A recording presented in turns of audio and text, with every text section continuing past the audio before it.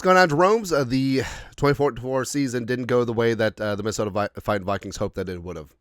They would have liked to win another award that will be awarded here in a couple weeks, but it is what it is, right? But the NFL honors, so the Associated Press regular season, and again, regular season awards finalists have been announced, and there's a couple of Vikings mixed in there, and I think they could win. At least a couple of them. So first off is Coach of the Year. I think Kevin O'Connell wins, right? And I know everyone's going to say, well, what about Dan Campbell? Well, what about him, right? So we said that the guidelines for Coach of the Year, well, there's no guidelines, but there's implicit guidelines that says basically it's who does the most with the perceived least, right? How do you finish up compared to preseason expectations? Of course, Vikings over under 6.5 wins, double that up, 14 wins, blah, blah, blah, blah, blah. The Lions were expected to win the division, be the 1 seed, be blah, blah, blah, right? So Dan Campbell, congratulations for meeting expectations. But Kevin O'Connell, whoop, up there. I guess you could make a case for stupid ass Sean Payton, whatever. No. Dan Quinn. Now, again, this is regular season. Everyone's going to be like, well, the Commies are in the NFC title game. This is regular season award, which Kevin O'Connell got jobbed in 2022 because Brian Daboll went 9-7-1 with the stupid Giants. But I feel like there was a little bit thumb on the scale after the wild card. Anyways, Andy Reid should win this every single year, but of course this is not a who's the best coach, who does most with the least, right? So I think Kevin O'Connell is going to win this award, and rightfully so. Damn straight, we start getting some respect. Assistant Coach of the Year. So this was introduced a couple years ago.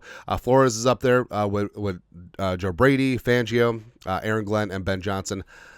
I think Ben Johnson wins this. Obviously, Flores did some great things with his defense in year 2 and will continue to do some great things in year 3. But there is really no implicit guideline like Coach of the Year. It's basically just who does the best with their side of the ball. And I think that Ben Johnson is going to win this one.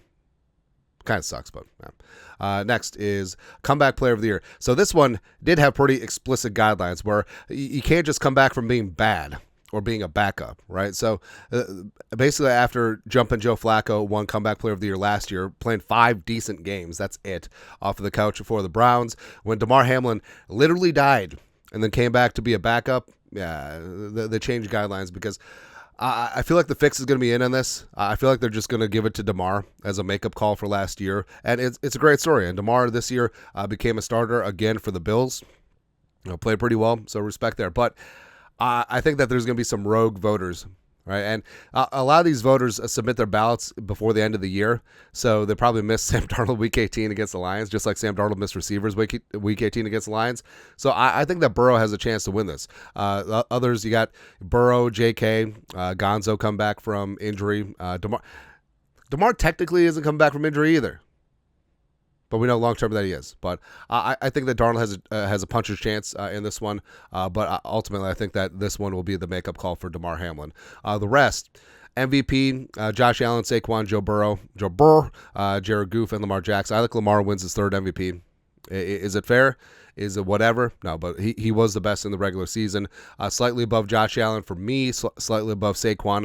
I think that Joe Burrow is like second tier in this one, and Jared Goff doesn't even deserve to be on the podium. I will say, so in 2022, I believe, it's either 2022 or 2023, the AP went to ranked choice voting. So as opposed to just voting for number 1, you voted for your top 5.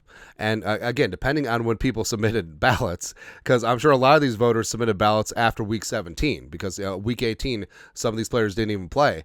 So Sam Darnold got some ranked choice voting MVP votes, guaranteed it. Guaranteed he got a couple 4th or 5th choice. It's going to be hilarious to see when the voting comes out here in a couple weeks. Offensive Player of the Year. So basically this is like, hey, you didn't win MVP and you're not a quarterback, so here's this. So I know that we complain about the coverage of Jamar Chase sometimes, but the fact that he's gotten 0 steam for Offensive Player of the Year, it's kind of crazy. Yeah, but Saquon is going to win this one. Rushing for 2K. All that stuff. So, yeah, Saquon's going to win Offensive Player of the Year. Defensive Player of the Year. Love the story of Zach Bond, becoming a tackle machine for the Eagles when he was a career backup special teamer. Myles Garrett, Trey Hendrickson, TJ, the familiar faces on the edge. So, I want Surtain to win this. I really want Patrick Surtain to win this because I think that he is a true alpha shutdown corner. I think that he clearly established himself as the best corner in the game this year. So I would love to shake things up so it's not like the usual suspects. Also, I love that Derek Kirby Joseph lead the league in interceptions with 9 is not even a finalist. It's hilarious. Good times, man. Then the rookies of the year. Offensive rookie of the year, Bowers, Daniels, Malik, Bo Nix, BTJ. So I think that it's probably going to go Brock Bowers as he had a generational rookie tight end season. Jane Daniels is also in that mix, had a fantastic rookie year even before the playoffs. Again, regular season award. But I don't know, maybe they'll split it. Who knows? The defensive rookie of the year. So you got JEROME as well as Quinton Mitchell in the secondary for the Eagles. Here's the grade, too. You can fix things in one offseason. So the Eagles had deficiency in the secondary. They draft Cooper as well as Quinion, and they're good to go. The Rams had deficiency along the defensive line with Aaron Donald retiring. They got Fisk and Verse. You're good to go, man. Chop Robinson wreaked some havoc with the Dolphins as well because he had opportunity.